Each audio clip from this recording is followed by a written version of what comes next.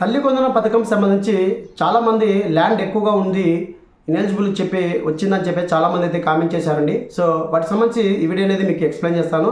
So ఇక్కడ మనకి 6 step ఎలక్షన్లో గవర్నమెంట్ అనేది కొన్ని గైడ్లైన్స్ ఇవ్వడం జరిగింది. సో తల్లి కొందన పథకం పొందాలంటే ల్యాండ్ సంబంధించి భూమి ఎవరికైతే సొంత భూమి కలిగిన వాళ్ళు ఎవరైతే ఉన్నారో వాళ్ళకి మెట్ట భూమి వచ్చేసరికి 7 ఎకరాల లోపల ఉండాలి.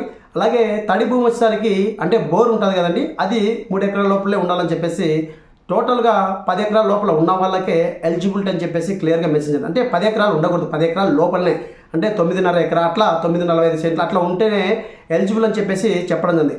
సో ఇక్కడ ఈ కేసెస్లో వాళ్ళు అర్హత ఉండి కూడా అనర్హత లిస్టులో వచ్చినటువంటి వాళ్ళు ఎవరైతే లబ్ధిదారులు ఉన్నారో వారు ఏ విధంగా క్లియర్ చేసుకోవాలి, ఎలా క్లియర్ చేసుకోవాలని చెప్పేసి ఈ వీడియో ద్వారా మేము ముందుకైతే తీసుకొస్తున్నాం. సో ముఖ్యంగా మీకు ల్యాండ్ ఎక్కువ ఉందా లేదా అని చెప్పేసి ఎలా తెలుసుకోవాలంటే గ్రామ వార్డు సచివాలయంలో ఉన్నటువంటి డిస్టిలేషన్ సార్ కానీ మేడం కానీ అలాగే వెల్ఫేర్ అసిస్టెంట్ సార్ కానీ మేడం కానీ ఎవరైతే ఉన్నారో వారి యొక్క ఎన్పిఎం పోర్టల్లో స్కీమ్ ఎలిజిబిలిటీ అని చెప్పేసి ఉంటుంది.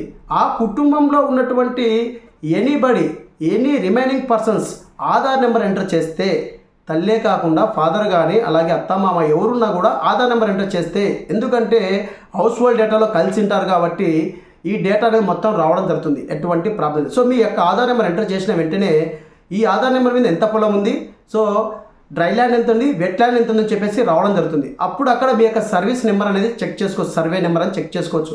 ఇది మీదా కాదా, వేరే వాళ్ళది ఏమన్నా లింక్ అయిందా. సో వేరే వాళ్ళది లింక్ అయితే ఏ విధంగా చేసుకోవాలి.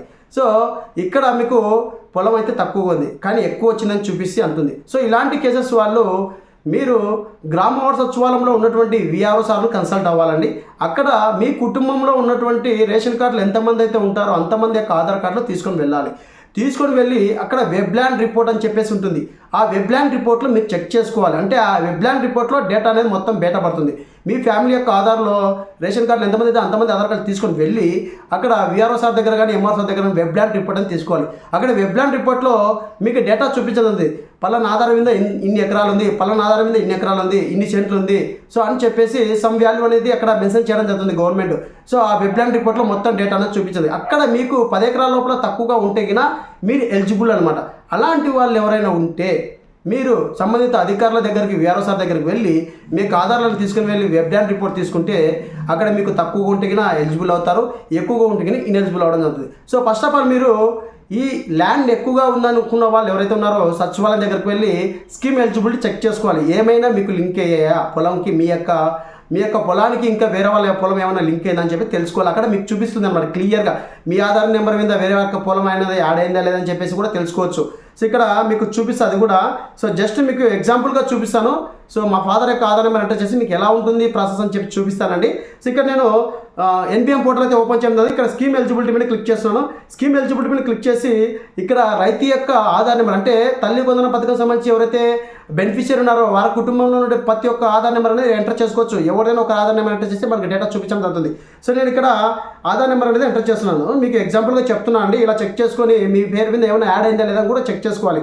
సో నేను ఇక్కడ ఒక నెంబర్ అయితే ఎంటర్ చేస్తున్నాను. సో ఎంటర్ చేసి మీకు చూపిస్తానండి. ఇక్కడ స్కీమ్ అనేది ఎంటర్ చేసిన ఇయర్ అనేది 25-26 సెలెక్ట్ చేసి గెట్ డీటెయిల్స్ మీద క్లిక్ చేసి ఉంటేనే సో ఇక్కడ మనకి ఆధార్ నెంబర్ తప్పని చెప్పేసి రావడం. మరొకసారి ఎంటర్ చేస్తున్నాను.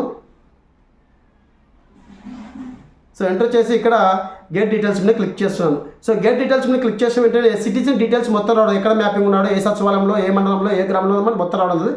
హౌస్ హోల్డ్ డేటాలో కూడా రావడం జరుగుతుంది. ఇక్కడ మనకి చూడండి, ఇక్కడ మనకి ఎంత పొలం ఉందని చెప్పేసి కూడా ఇక్కడ మనకి క్లియర్గా రావడం జరుగుతుందండి. సో ఇక్కడ మనకి ఎంత ఉందని చెప్పేసి కూడా క్లియర్గా రావడం జరుగుతుంది. సో ఇక్కడ క్లియర్గా మనకి చూడండి, ఇక్కడ మనకి ఈ విధంగా అయితే రావడం జరుగుతుంది. సో ఇక్కడ స్క్రోల్ చేసుకుంటూ వెళ్ళండి. సో ఇక్కడ మనకి దాదాపుగా 13 ఎకరాలు ఉందని చెప్పేసి రావడం జరిగింది. సో ఇక్కడ చూడండి, మనకి ఇక్కడ వీళ్ళకి 13 ఎకరాలు అయితే లేదు. సో ఇక్కడ నేను క్లిక్ చేస్తున్నానండి. సో క్లిక్ చేసిన వెంటనే ఇక్కడ మనకి డేటా అనేది చూపించడం జరుగుతుంది. సో ఇక్కడ చూడండి, మనకి ఇక్కడ డ్రై ల్యాండ్ వచ్చేసి 2 ఎకరాలు ఉందని చెప్పేసి రావడం జరిగింది. అలాగే మరొకరిది 10 ఎకరాలు ఉందని చెప్పేసి రావడం జరిగింది. సో ఈ సర్వే నెంబర్ అనేది మీదా కాదని చెప్పి తెలుసుకోవాల్సి ఉంటుంది. సో ఈ విధంగా తెలుసుకొని మీ యొక్క డేటా అనేది గ్రీవెన్స్లో అప్లై చేసుకోవచ్చు. సో ఇక్కడ మనకి దాదాపుగా ఈ సర్వే నెంబర్ అనేది మీదా కాదని చెప్పేసి మీరు చెక్ చేసుకోవాలి. సో ఈ విధంగా అయితే మీరు చెక్ చేసుకున్న తర్వాతనే మీ యొక్క స్కీమ్ ఎలిజిబిలిటీలో ఇక్కడ క్లియర్గా చూపించడం అయితే జరుగుతుంది ఎంత పొలం ఉందని చెప్పేసి. సో ఇక్కడ మనకి ఇది వేరే వాళ్ళదైతే మనకి యాడ్ అవ్వడం జరిగింది. సో ఇక్కడ మనకి ఇంత పొలం అయితే లేదనమాట. సో ఇక్కడ వేరే వాళ్ళదైతే యాడ్ అవ్వడం జరిగిందండి. సో మనకి చూడండి, ఇక్కడ మనకి మొత్తం క్లియర్గా అయితే చూపించడం జరుగుతుంది. ఇక్కడ మనకి లెస్ దాన్ 10 ఎకరాల లోపల ఉండాలి, అలాగే లెస్ దాన్ 3 ఎకరాల లోపల ఉండాలని చెప్పేసి క్లియర్గా మెన్షన్ చేయడం జరిగిందండి. ఇక్కడ మనకి దాదాపుగా 13 ఎకరాలు అయితే ఉంది. ఈ సర్వే అనేది ఎవరిది లింక్ అనేది అని చెప్పేసి మనం తెలుసుకోవాల్సి ఉంటుంది. సో ఇక్కడ మన సర్వే నెంబర్ కూడా ఇది కాదు. సో ఈ విధంగా అయితే మనం చెక్ చేసుకోవాలి.